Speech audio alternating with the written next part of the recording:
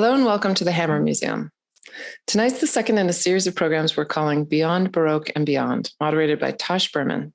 And we're talking about the Los Angeles literary organization Beyond Baroque and the writers and artists who coalesced around it in the specific time window of 1980 to 1996. Our Beyond Baroque and Beyond series is part of the Hammer Museum's current biennial Made in LA. And this is the fifth iteration of Made in LA, curated by Miriam Ben Salah, Lauren Mackler, and Ike Onyeune. And it's on exhibition now at both the Hammer Museum and at the Huntington in Pasadena. Beyond Baroque is an independent literary arts center and public space dedicated to expanding the public's knowledge of poetry, literature, and art through cultural events and community interaction. It was founded in 1968 as an experimental literary magazine, and it's based in a beautiful building in Venice, California, where they offer a diverse variety of literary and arts programming, including readings and workshops. Throughout the years, Beyond Baroque has played muse to the Venice Beats, the burgeoning punk movement, and innumerable visiting writers and scholars. It's home to the longest running free poetry workshop in Los Angeles, and on weekends presents poetry readings and performance art events. Since its inception, Beyond Baroque has offered writers a place to read their work and get feedback and support from other writers, and it's been instrumental in launching the careers of many artists of all ilks. So as part of this year's Hammer Museum Biennial, the curators invited writer and curator Sabrina Tarasoff to participate. Her research over the past couple of years has focused on a group of writers who gathered around Beyond Baroque, and you can see the physical manifestation of her work in an installation on view at the Huntington from now until August 1st. The installation contains a series of rooms which capture the ethos of Beyond Baroque in an unacademic, unconventional, experimental, and experiential form that incorporates archival materials and ephemera, as well as fictionalized tableaus based on the works of Dennis Cooper, Bob Flanagan and Sherry Rose, Amy Gersler, Jack Skelley, Ed Smith, and David Trinidad. Tosh Berman will be moderating tonight's program. Tosh was the artistic director and curator of Beyond Baroque from 1993 to 1996, and prior to that, he curated a film series there for 5 years. Today, he's a writer and the publisher of Tam Tam Books, but in the 1980s, Tosh hosted a public access television show called Tea With Tosh, with guests such as Philip Glass, Frank, Peter Case, Russ Tamblyn, and Bruce Conner, and many others. And so for this biennial, we invited Tosh to reprise his talk show host role and moderate a series of 3 evenings discussing Beyond Baroque at various points in its history with some of the people at its core. So tonight, Tosh will be in dialogue with 2 other writers from Beyond Baroque, Jack Skelley and David Trinidad. So I'll give you a little background on each and then turn it over to Tosh. Jack Skelley is a writer, editor, musician, and publicist based in LA. He started with Beyond Baroque as his first job out of college in 1979 and still remains deeply involved. Jack's books and chapbooks include Monsters, From Fear of Kathy Acker, and More Fear of Kathy Acker, Dennis Wilson and Charlie Manson, God Raised My Dummy, Disco Paradiso, Plastic Surgery and Your Skin, and Whammo Amnesia, I'm Happy Now. He has over 30 years of experience in publishing, from The Atlantic to Salon to the LA Times and the LA Review of Books. And he's the former executive editor and associate publisher of Los Angeles Downtown News. He was editor, publisher, and designer of Barney, the Modern Stone Age magazine, which featured many major artists and writers. And as a musician, he was songwriter and guitarist for the psychedelic surf band Lawndale. David Trinidad is a poet now based in Chicago, where he's a professor of creative writing and poetry at Columbia College. He was active in the Beyond Baroque scene starting in 1979, when they first published his poetry in their magazine, and remained very active as a poet, as a frequent reader, and as a publisher from around 1980 to 1988. He edited the Sherwood Press from 1981 to 1984 and published books by Dennis Cooper, Amy Gersler, and Bob Flanagan. David's own books of poetry include Swinging on a Star, Notes of a Past Life, Peyton Place, a haiku soap opera, and Dear Prudence, new and selected poems. His newest book, Digging to Wonderland, will come out in 2022 from Turtle Point Press. David is also the editor of Punk Rock is Cool for the End of the World, Poems and Notebooks of Ed Smith. So we're really delighted to bring this group back together again. Please join me in welcoming Tosh Berman, Jack Skelley, and David Trinidad. Jack and David, hello. Hi. Hi, Tosh. Hi, David. I haven't seen you guys for years and years, decades, another lifetime. And as a host of sorts, I want to take you back to that other lifetime, that other life that you both had. And we're going to talk about Beyond Baroque Literary Arts Center in Venice, California, and about your work and about other things. And the Beyond Baroque years are from 1976 to 1986, approximately.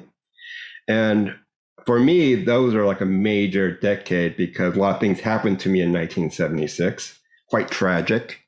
But, you know, sometimes a tragedy turns into a diamond later, you know, so it's something you have to deal with. So, you know, when's the first time you both heard the words Beyond Baroque? When's the first time you actually been there or was aware of the place? I mean, it was after 1976. Oh, it was, yeah, that 76 date is not entirely accurate in terms of our participation. I first landed at Beyond Baroque in 1979.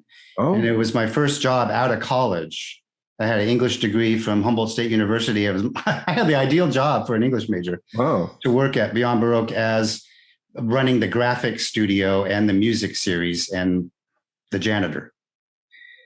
I presume there was a janitor way before you started, but was there actually a printing service and a graphic service before? This was in the height of the Jimmy Carter days when there was less of funding for the arts, including for publishing. So your approach, how did you hear about the job opening? How would you aware that Beyond Baroque was the place to go to? I mean, I was in the Venice area. I knew of it. I hadn't really even been there yet, but it just kind of, I mean, there's a whole bunch of stories out there we don't have to get into, but I even lived in the building, the original Beyond Baroque. Oh. George Drury Smith, the founder of Beyond Baroque, owned, and I lived in a garret-like loft right above the Beyond Baroque space, where also Exene lived from X, and that's where she met John. There's a whole story about that. Wow, yeah. So it's a sort of a legendary, iconic. It's like Lana Turner being discovered at the drugstore across the street from Hollywood High School. Yes, except same thing. Exene was Lana Turner. Of course. And George Drury Smith was the movie producer or head of MGM or whatever. Right. And David, how did you come upon Beyond Baroque? Well, I was aware of it. I was in college in the San Fernando Valley in the late 70s. And I remember going to a few readings at Beyond Baroque when it was in the old location, right? Mm-hmm. That Jack mentioned. Yeah. And then it moved to what, the old City Hall? Was that right? Yes. Uh-huh. Right. So, and then I had poems published in the summer issue of 1979 in Beyond Baroque magazine. Who was the editor for that magazine at the time, or who I think the guest editor was Robert Deutsch, who was one of my professors at Cal State Northridge. Oh, yeah, right. And that's how I got into that issue, yeah.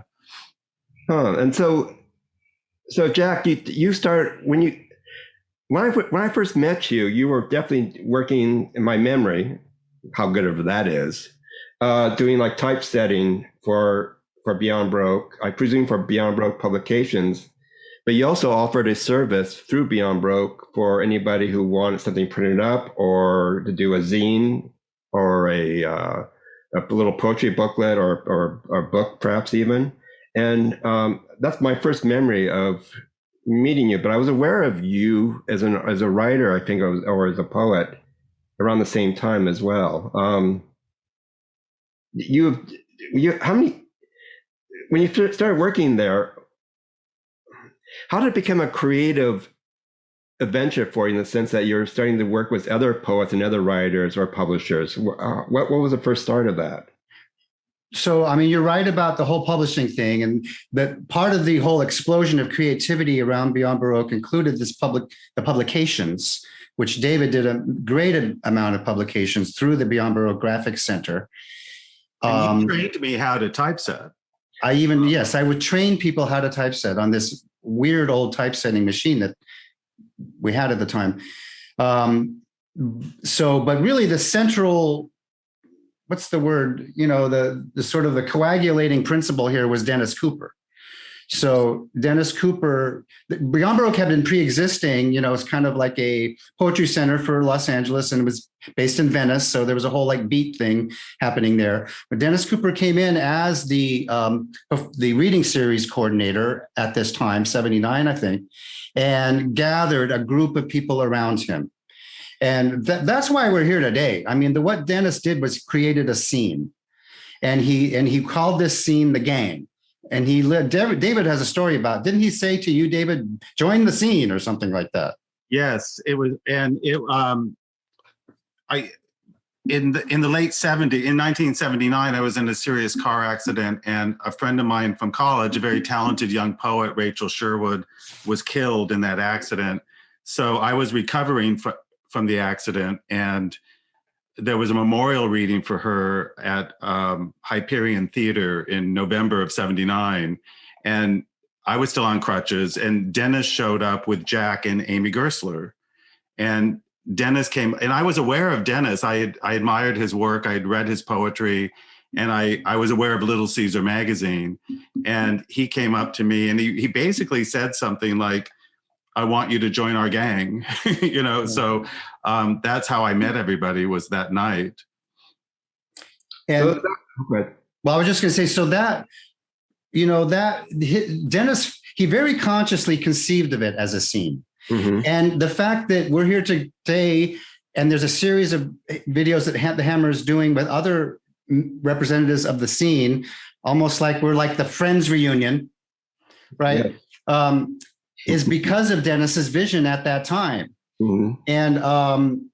And it's reverberating today. And Dennis is, this is what I thought of this morning. Dennis is still doing that today. He's probably the most generous person with his time in terms of cultivating new talent and writers and artists around him. And he's never stopped. If anything, he's increased his sponsorship and encouragement of writers to this day through his blog and through everything he does.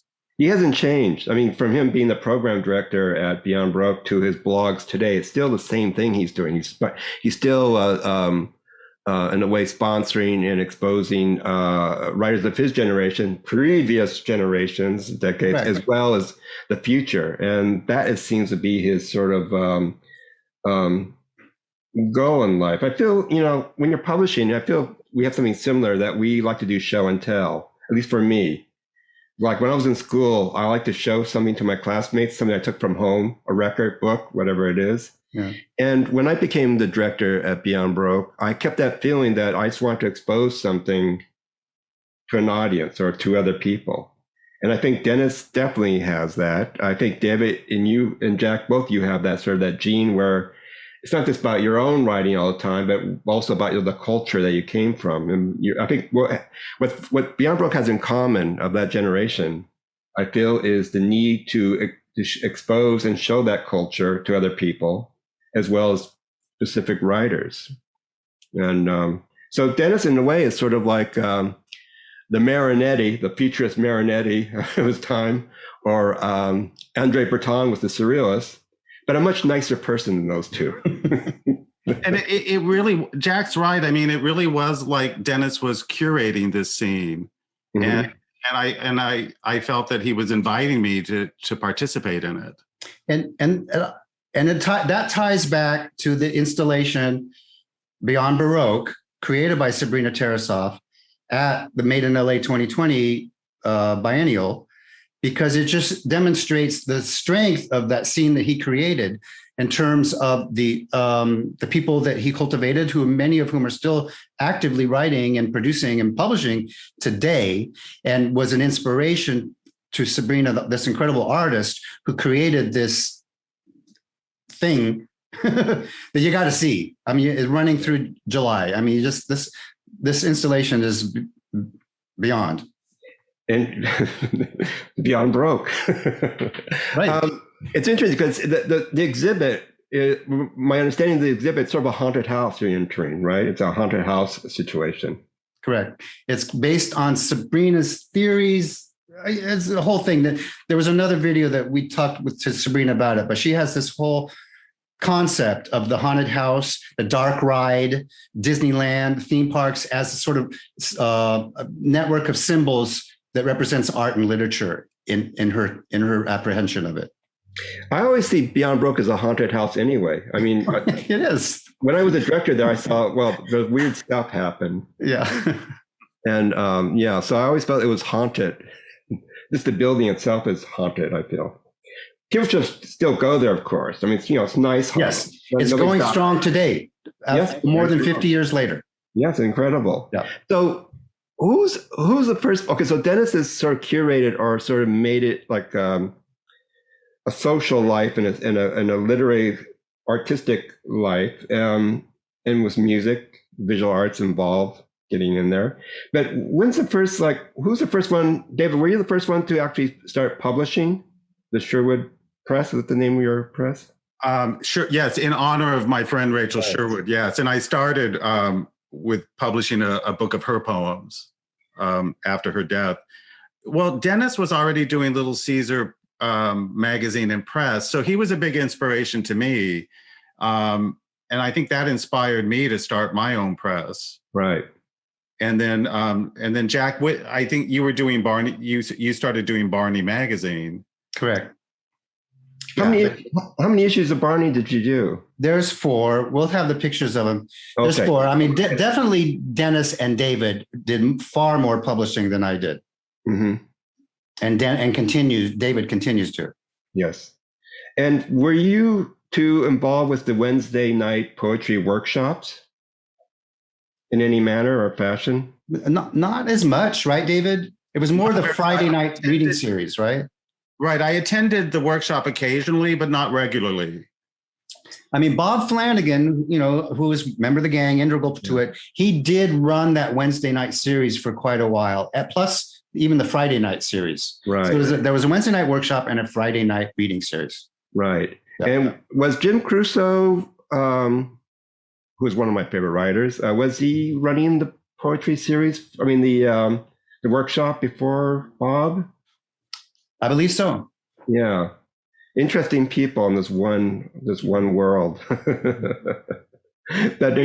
Part of the excitement for me about that scene was, I mean, in a way, I didn't feel I needed the workshop because we were all showing each other our new poems, and like it would be very exciting. Like, have you read Amy's new poem? There would be this buzz about each of our new poems, and so I feel like I could show my work to my peers. So you're all like a fan of each other's work. Yes. Really admire, and so the one thing that you share was like Little Caesar, Dennis's publication, and Barney, I suspect, as well as your writing, David, and just your aesthetic, is sort of a love for pop culture. Pop culture is very much part of your world, especially, it seems to me, like not from your childhood or from your teenage years, pop culture, like TV shows from the 60s and so forth. Is that very much part of your work for both of you? For me, it is to this day. And, I really think I was influenced by Jack and Amy and Dennis and other people in the group, because I was coming from more or less an academic training in poetry. And so it was very new and fresh to see these poems about pop culture. And I think too, it's because it wasn't anything new in poetry. I mean, Frank O'Hara and other poets had written about pop figures, but we were more like maybe a baby boomer generation. We'd grown up with all that stuff. Yeah. So like Jack would write about Disneyland, and he had this, what was it, Ode to Marie Osmond. Mm-hmm. And, Dennis would write a poem about the Flintstones. Amy would write about, she has a poem, Dear Boy George. So those sorts of, and cartoons, Saturday morning cartoons. So those poems had a big effect on me and really, in a way, pointed the way for me. And I should also add, there was our group, right, at Beyond Baroque, but then Dennis, as the curator of the reading series, started bringing in young poets from around the country. And one of them, Tim Dugos from New York, had this poem called Gilligan's Island, which also had a big effect on me. So I felt it was very expansive and freeing in that regard. For me, reading Little Caesar and going from your poetry for the both of you, and Amy and others, I really became in tune to it because myself is so attracted to pulp culture, TV culture of my time, my childhood, really, my teenage years. It's interesting, all this was happening during the punk or post-punk era. And it was poetry, literature that reflects that culture as well as my generation or our generation. And so it wasn't like when you enter the world of Beyond Baroque publications or Dennis's books or your books, I feel like I'm approaching like my culture in a way, and it's being defined or redefined or just being pointed out more. And that's what appealed to me as a reader, as a fan, and then eventually becoming a writer and a poet myself. So, so something like, so such a huge influence on me as well. So it's a kind of amazing, this is an amazing experience. Well, to write about pop culture in that way was very new at the time, in the early 80s. And I remember a lot of people saying, why are you writing about this stuff? It's not going to be remembered in 50 or 100 years. And it turns out that all that stuff is still very much with us, everything's on YouTube and the internet. Yeah, it's interesting. We should go to the slides. Let's do it. We have some illustrations. So we're going to run through some slides real quick and just kind of rap about them. Is that exactly right? Like, who are these three monsters? Who are these? I mean, they're horrific. Who are they? Okay, look at this. Okay, so this is David and I determined this was. We knew it was a Beyond Baroque Halloween party, and it was put on by myself. I'm not in blackface, by the way. Are you a vampire? I'm a vampire. Amy Gersler and Dennis Cooper. We're all dressed up. We decided to have a Halloween party. What year did we say? 79 or 79? 79. Yeah. So this was actually a seminal event, and among many seminal events, because we invited many poets and writers and artists and people to this event. And this event is actually where Bob Flanagan met Sherry Rose for the very first time. Oh, right. This moment. Yeah, it was. Then they changed the world in their own way after that. Whoever has that dog costume on the lower, that is the best animal. Very good. Yeah. Amazing. Well, and Jack and I figured out that it was just a couple of weeks later that the three of them, not dressed like that, approached me at that reading that I mentioned. Yeah. Correct. And David, you were at this party as well? No, I didn't meet them till a couple of weeks after the party. Okay, it's before. Okay. Yeah. Let's have the next slide, please. And that was the first book I published with Sherwood Press, like I said, Rachel Sherwood's poems. And you and Rachel were very close, apparently. Yes. Let's see. Yes. And when you started publishing, did you immediately just thought of Rachel's work, or did you think it would go on at that point and do other books afterwards? Was this gonna be like a one-shot thing, or? I wasn't sure. Because of the automobile accident, I received this money. It was actually $25,000, and I always felt very strange about that money because it felt like blood money because it came from her death, really. And so I thought the best way to use that money, or most of it, was to start this press in her honor. So I guess I knew I was going to keep publishing, but I just wasn't sure what I was going to do. Who did the cover? A local artist at that time, Kathy Jacoby. Oh, nice. All right. Next slide, please. And I ended up publishing my own first book. That was my first book with Sherwood Press. So. Wow. And that was also 1981. And who did the cover for your book? A friend, Neil Rosenthal, had a photograph, and then it was doctored, obviously, to look more like a drawing. And how would you distribute your books at the time? I mean, you published it, you had a distributor at the time, or how'd you get the books out? No. And this, again, Dennis was very helpful. He was so connected. He gave me a list of people I should send my book to, and a list of magazines and newspapers that would would review it. And so I just sent the book to everybody on his list, and it wouldn't happen now, but the book ended up being reviewed in the Los Angeles Times and Village Voice and other publications. So, and then we would drop them off at local bookstores. Right. On assignment. That's incredible. You got the book reviewed.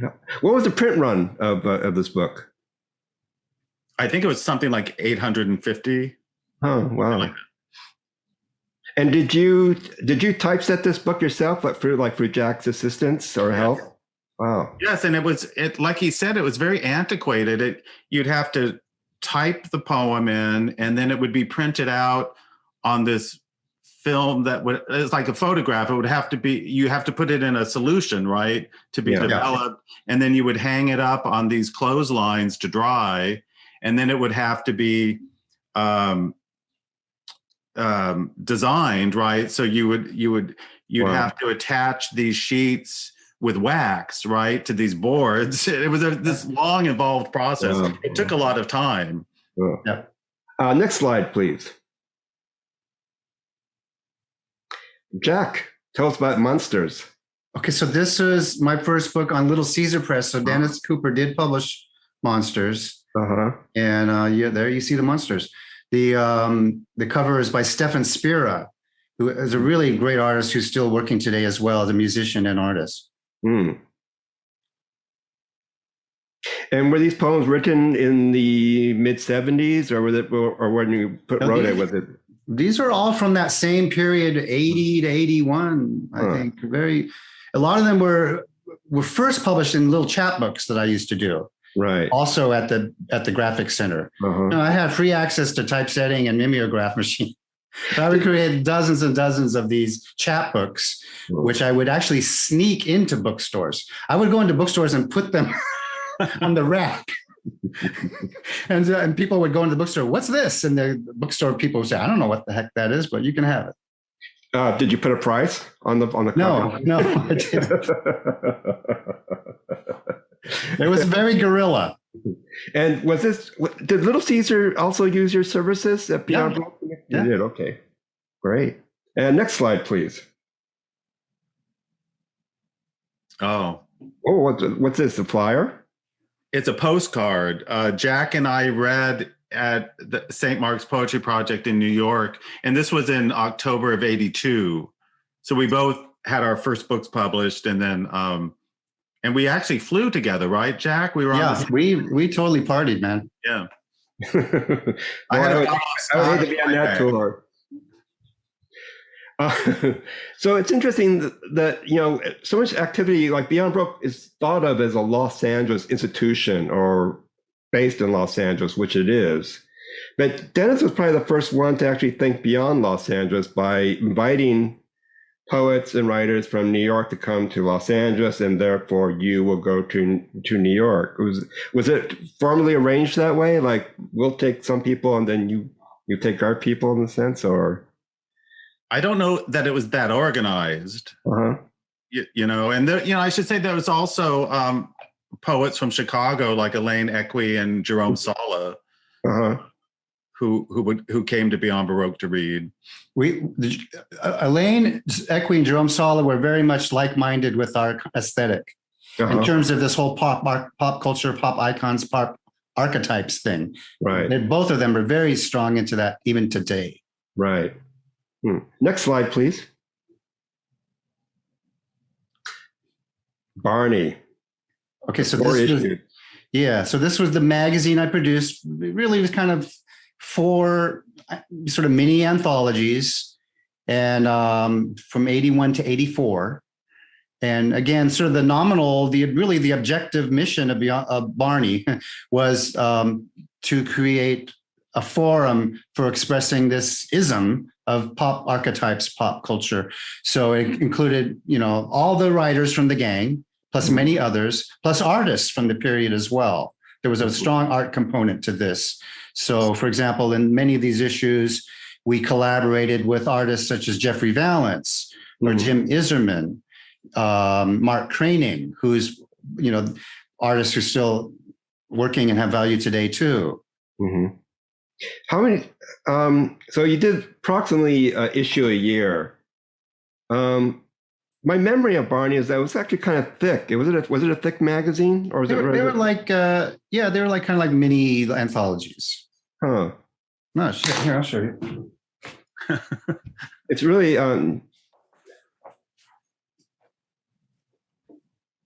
like, this was the final issue.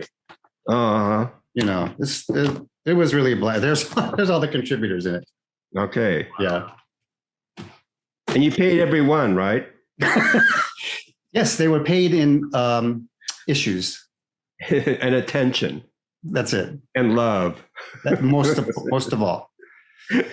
And I presume Barney is named after the Flintstones Barney, right? Or there's definitely a Flintstones connection there because it was Fred and Barney Press. Right. Wasn't the full title Barney, the Modern Stone Age Magazine? That was the subtitle, the Modern Stone Age Magazine, correct. Okay, and let's have the next slide, please. And those were chapbooks I ended up publishing with, via Sherwood Press. Oh. So I did these. I really got into chapbooks. I was really sort of mesmerized by them and as sort of art objects. And so I did Tim Dugos, Amy Gersler, Dennis Cooper. You can't see the full cover, but The Wedding of Everything by Bob Flanagan. Right. And the last book, Sorrento by Alice Notley. And I think they were basically those same years, Jack, like 81 to 84 or 5. And they were beautiful. These weren't just normal chapbooks. Like my chapbooks were crappy. They were on mimeographs. These were beautifully produced works of art. David's such a refined aesthetic person. So speaking of that, that's what he wants you to think. It's a lot. So how much input and this is for Barney as well, how much input did the poets had on their publication, like the images? Like for instance, on Amy's book, was that something that she insisted that image, or did you, David, insist on that, or work together in a sense? There was no insisting going on, it was collaborative, and we worked together, and I loved working with Amy. And the cover image is a drawing by an artist who was in the scene, Laura Berenger, a young artist. And so that's how that happened. That's how that cover came about. I think Amy suggested her because she was friends with Laura, but it worked out well. Huh. She was a part of that group.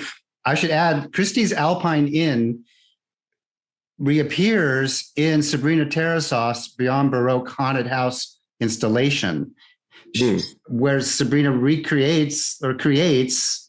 reanimates the book in the installation. You got to see it. And I've seen pictures, it looks like an Alpine Inn, the facade of an inn. It's incredible. It's like so elegant, this little space that Sabrina created with her collaborators, these haunted house guys, Twisted. So it really captured her imagination in that sense. It's her, yes, for sure. So is this the first Dennis Cooper book under his name, and the first Amy Gersler book under their name? No, it was Amy's second chapbook. Dennis published her first chapbook, Yonder, with Little Caesar Press. And my mark, I think Dennis already had a couple books out by then, and chapbooks. And again, did you do what the others did? You just put it in the bookstores and just sort of follow the distribution, the unique distribution plans that you guys have? For me, it was never about making money. So I would put them in bookstores and never follow up. Right. I would just hope that someone would want them, So. As a book buyer at Book Soup for some years, I met so many poets who, as a commission or consignment, send their books to us or give us books to us, and they disappear from, I don't know what happened to them afterwards. They're gone. Yeah.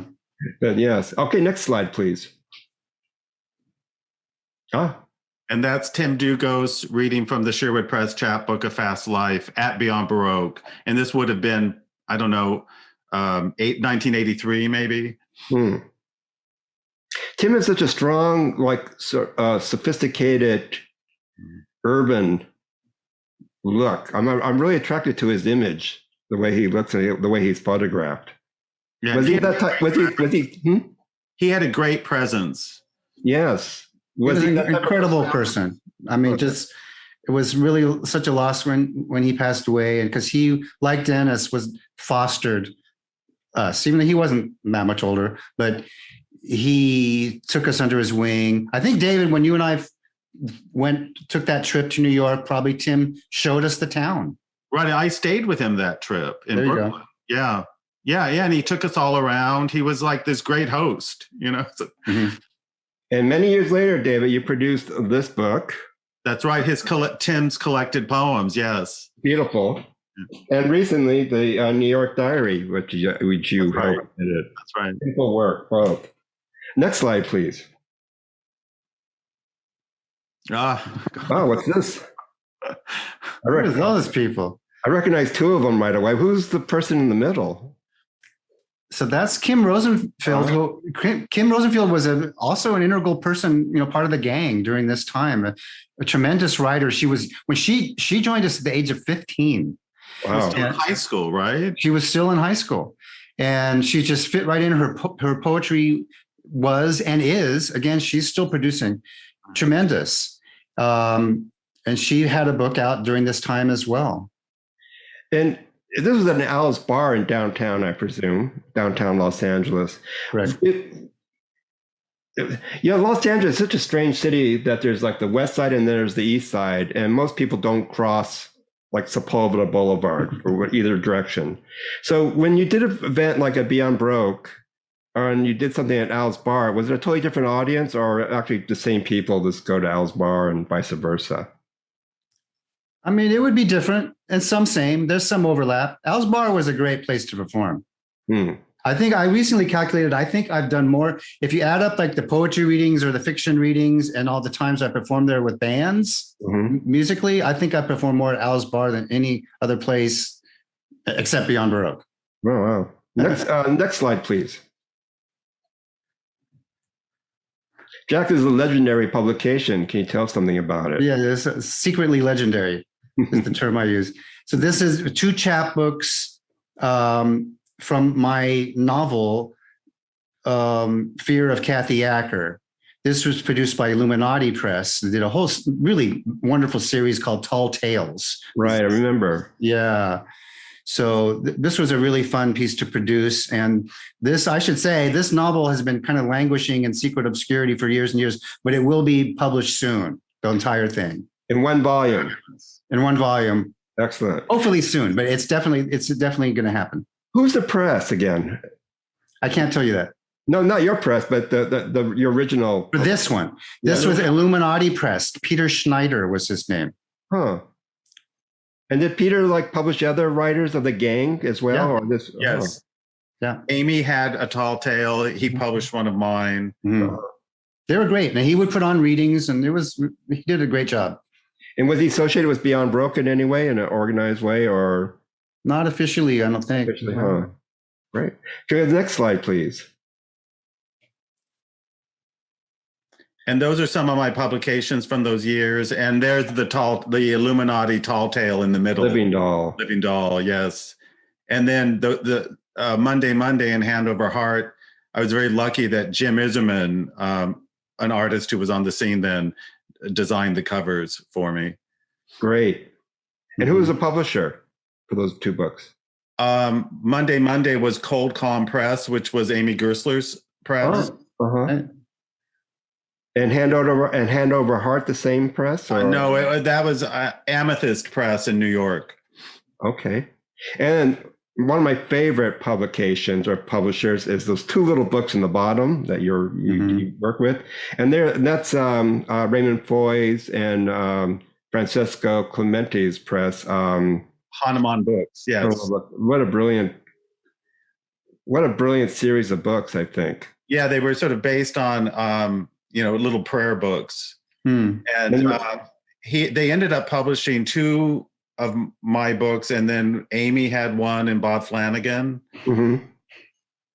Yeah, they did everything from the like New York poets to the surrealists to the punk rock people of that time, you know, Patti Smith, Richard Hell, and then there's a Los Angeles, as you mentioned, division as well. Can we have the next slide, please?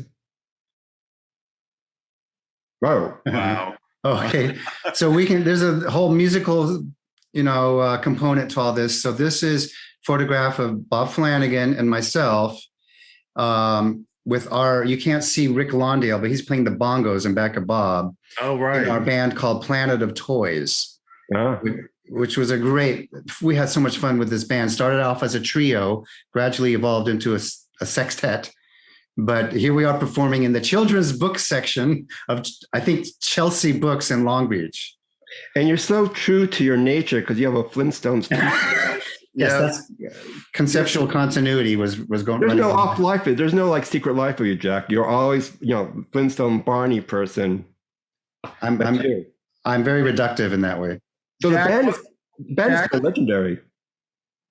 What's that, David? What were some of the songs? I remember you had one song called Bring Back Item Pricing because barcodes had just come out. I totally forgot about that.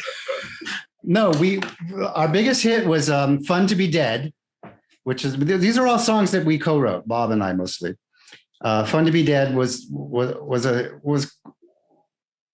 if you know Bob Flanagan, there's a whole connection to Bob with that, which I guess, the other videos can explain. But yes, we had Fun to Be Dead, and we had the name of the band, Planet of Toys, was based on a poem of mine called Planet of Toys, which is in that Monsters book. Wow. And is there a recording of this band that exists to this day? Yes, there is. We're trying, but you can't get it. We're trying to find a way to bring this back, like we're bringing back everything else. Okay, because I'm dying to hear this. It was I'm dying to be a fan of the band. I bought the Screamers EP recently, so I need something from that era. We're emulating the Screamers, which is a legendary band that didn't ever put out their album. Yes, right? Like your band, apparently. Exactly, we're just like that. Next slide, please. So here's Planet of Toys, and when we evolved to a lot, we played everywhere.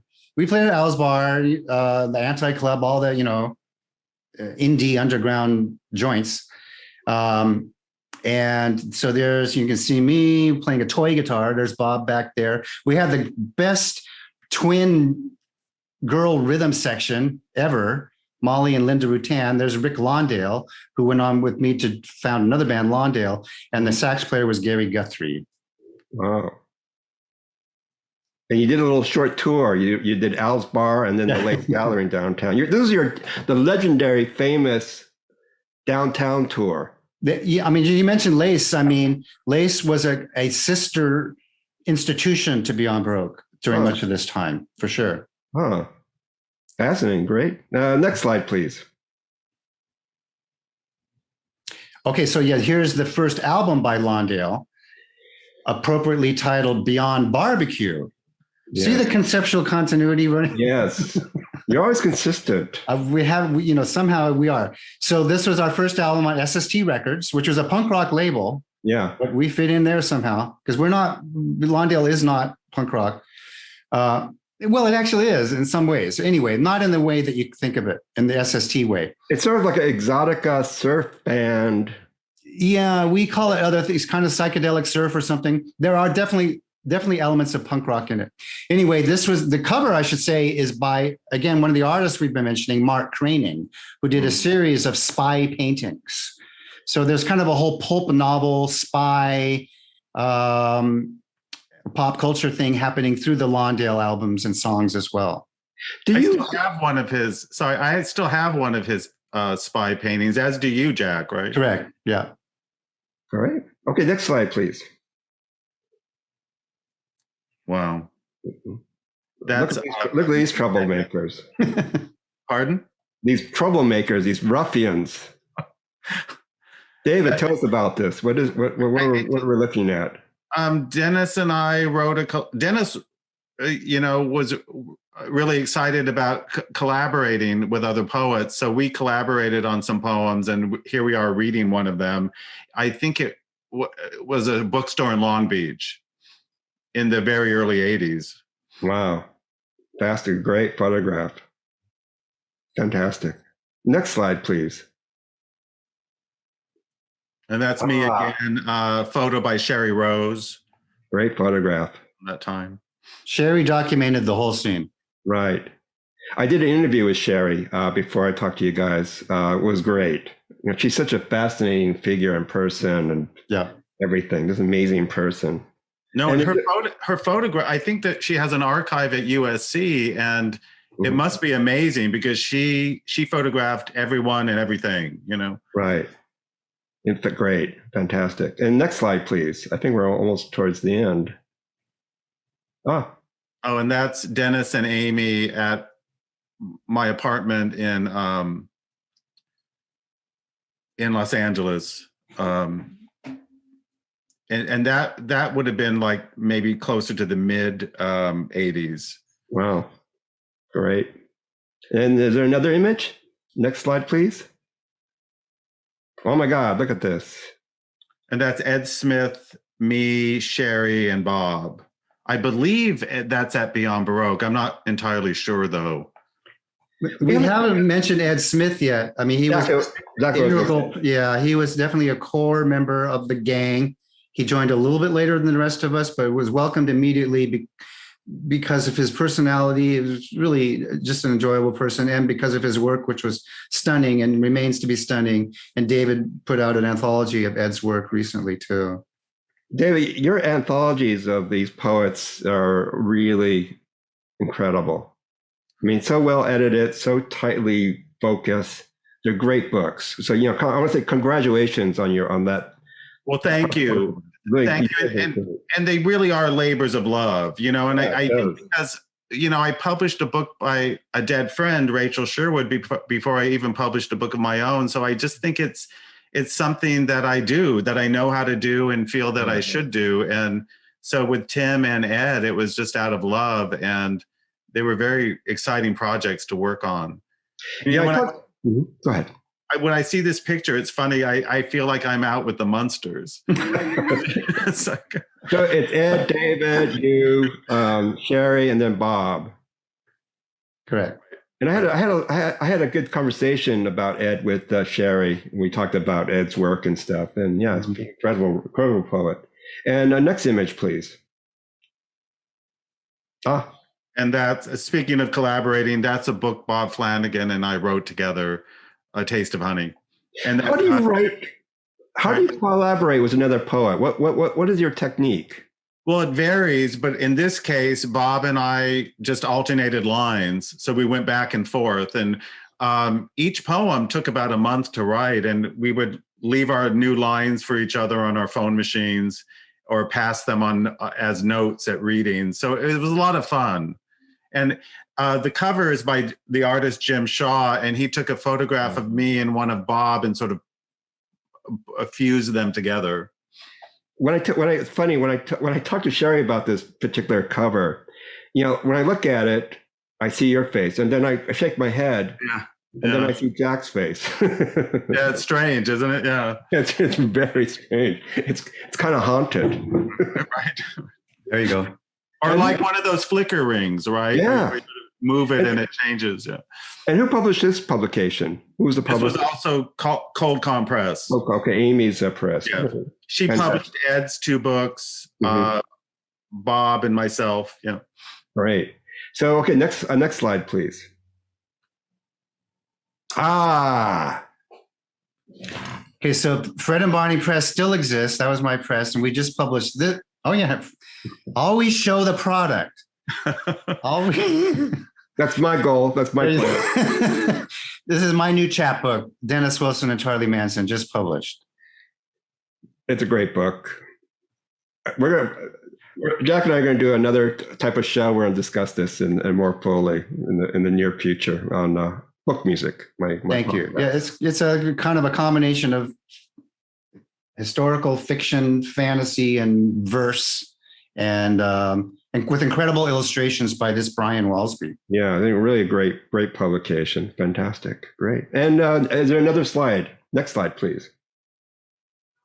Okay. This is the Ed Smith book that, David, you put together. Yeah, it came out a couple years ago. And again, who's the publisher? I always like to give credit to the publisher because Sure. This was Turtle Point Press in New York. Turtle Point Press is so great. Yeah. They publish Lord Berners, and I never heard of this guy, and I just picked it up because of the cover, and I was like, I'm a fan for life of Lord Berners because of this press. You know, they I think do it's beautiful work. incredible. Ruth Greenstein is the publisher. Okay, great. Who was the previous publisher? Or did he? Was a gentleman. Yes. I met him a couple of times. Okay, I can't. My mind's not working. Yeah, the original publisher was Jonathan Rabinowitz. Yes. And he published a number of my books, and then Ruth took over. Great. Okay, wonderful. Okay, wow. Ed Smith book. And next image, please. Is that it? That might be it. That's it. We have a special. Well, everything we do is special because that's what we do. We just do special stuff in the But for the true fan, the true connoisseur, we have a video. And can you tell us about this video, both of you, what we're about to see? Yes, it's. I can say a few things. It was shot by Gail Kaczynski, who did the Fear of Poetry documentary. Ooh. And I believe this is footage that was. I think Fear of Poetry was intended to be a rough cut, and there was or part one of what was going to be a longer documentary. And this is footage that might have gone into the second part of her project, but which was unfortunately never finished. And it takes place in 1983 at Amy Gersler's apartment in Venice, California. And it begins with, I'm sitting on the couch with Sherry Rose, and then Jack comes in, and then Amy's in it, and Eileen Miles, who was visiting from New York at the time. Wow. Okay. Well, let's watch it. No, I get real shy if you're gonna photograph me. You talk easy. If the camera's not on me, you're gonna freak me out. I'm always on the other side of the camera. It's okay, you can film me if you want. Tell me about going to New York. Do you want to talk about when they came to New York? I'm like, no, I think they should talk about when they. Well, maybe I should ask. Oh yeah, okay. Well, Amy was there too then. Or there was 2 trips. 2 waves. 2 waves. We were the old wave, and David was a new wave. Actually, Jack Skelley should probably might be knocking on the door any minute. He was part of that also. What was the thing you were saying about the thing? There's a thing between New York and LA. There he is now. There he is now. Jesus, Sherry, that was amazing. Such a bitch. Oh, well. You're good on camera. That's where the party is. Yeah, see? Oh, great. There's a space for you right there. We were just talking about you. Yeah. But really, we got to go back to your thing. I know. Are you videotaping right now? More or less. Yeah. That's a great camera. It looks like Star Wars. It's wonderful. I want to get one. You want to talk about your New York experience? The New My York. New York experience. No, what I was. Yeah, the way you fucking asshole. There's a lot of interaction that's just recently come up between New York and LA as far as going back and forth. More people going back and forth. More poets. Have a seat.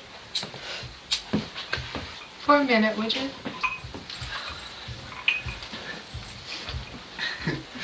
Oh, good. The cat's So jealous when you find New York. Yeah. Well, New York was fun. Yeah, I agree.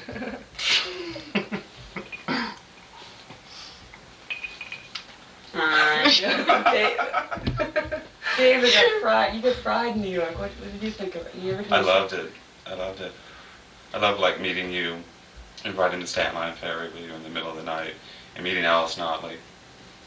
It was almost religious and exhausting. I like that Cafe Billabong. Did you go there? Yeah. What was that? There was this cafe where all these old drunk people came in all the time, and all the tables were all scratch stuff. But they play great music there. But when I went there, they had a new cook, and he was really bad. That's where Betty Bones is where it was the guy that knew Miller. Jack Abbott stabbed a waiter there. Oh, was that the place? Benny Bones. Oh, I heard about that. Oh, out in the street. Yeah, that was He Benny. followed him out in the street and he stabbed him right there in the street. I thought he did it inside, but he I might think have he followed her outside. Yeah. Wow. That was your favorite place? Why was it religious, David? I don't know. It was just incredible.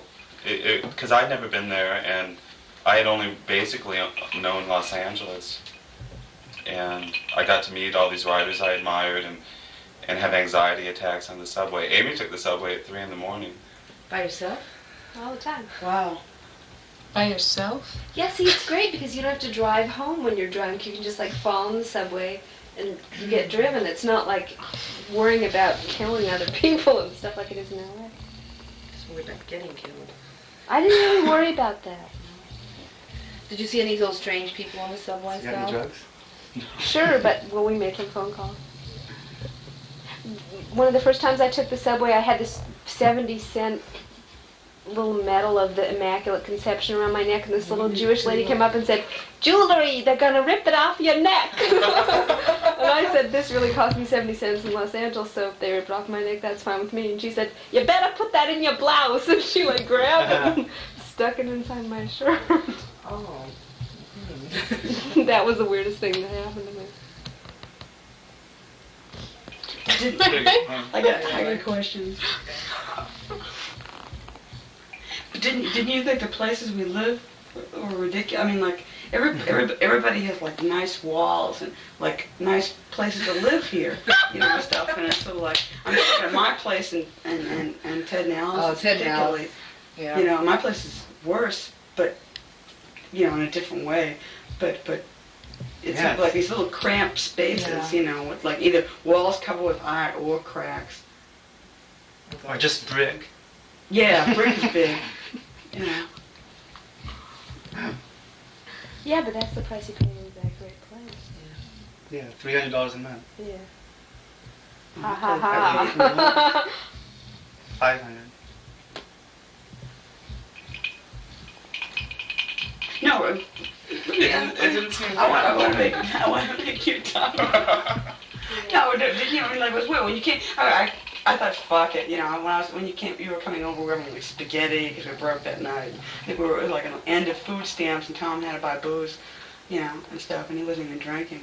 But all I thought was like, you know, this guy's gonna think this place is trash. No, I didn't. Well, it was just so foreign to me. Yeah. But I remember that I was embarrassed because we opened the bottle of wine, and I said I like wanted to help, and I said, "Well, can I get the wine glasses?" And there are no wine glasses. And fine, there's with coffee cup, or a little measuring cup. Well, no, I mean, you know, I live in a small apartment, and it's messy most of the time. So, and you know, I have. Are there wine glasses? Yeah, Yeah, but David likes that. I like that sort of thing. I do too. You know. These are nice glasses. That one Nicholas left in my car. I bought some Hello Kitty glasses for that.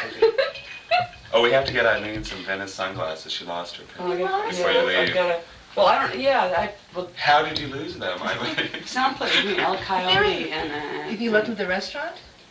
Between there and your place that night, I don't know where. Whose car were we in that night when we I thought about that, but not David's. Your, I think was it your my car. car? Garden City. Well, It's got these Or was it real Bob's old car? It was things Bob's on car. it. We'll These check, real maybe we'll check the beautiful back little of diagrams that look Let's like- check that. It Yeah. could be in the house. The place is a mess, so it Yeah. really could be there. What's Venice sunglasses? We went to Venice on Sunday. I think Eileen has seen everything in Los Angeles, practically everything that's of interest. never saw downtown. New Oh, York it's the downtown? best. Yeah, Or That's women's pretty cool. We gotta bar. go there. downtown or the women's bars. But when do you The think women's bars. We didn't do the I know, women's bars. I knew that was like Yeah. printed. Why didn't we do that? We should have done There's that still time. Oh. You go after Bob's reading. tomorrow Oh, night. that's an idea. Do you want to? Yeah. Oh, really? Yeah. I Oh, don't know good. shit about it. Okay, let's get Fine. Lingo. No, let's be honest. That's all script, right? Because you and Jack, both of you have like such great lines in that little video. the wine glass.